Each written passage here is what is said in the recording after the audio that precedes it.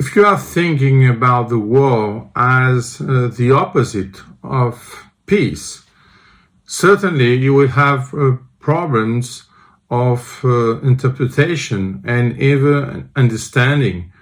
Why? Because in reality, war is something natural in the history of mankind. In reality, it's just a tough crisis. So the problem is not to say, I'm against war.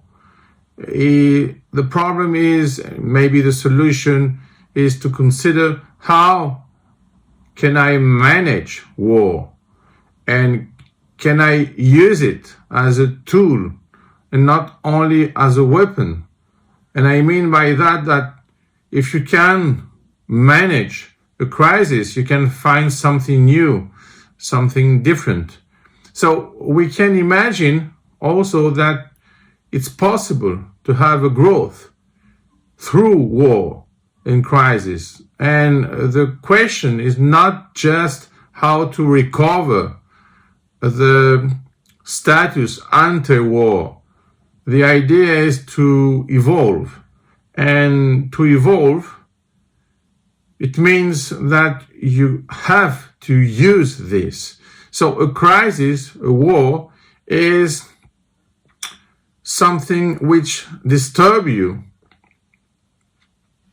but at the same time is an opportunity, because you can make something new, you can create something new, you can discover something new, because it's also a perturbation of the equilibrium, is also a way to live, and not just to say that death is the end.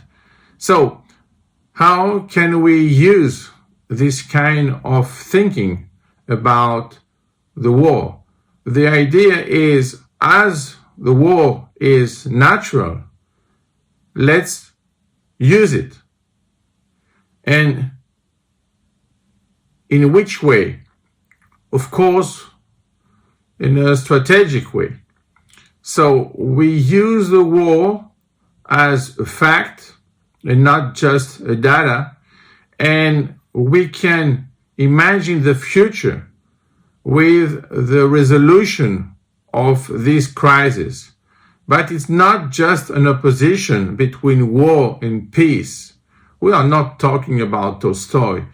We are talking about a way to change the fate and to create a new path after the war.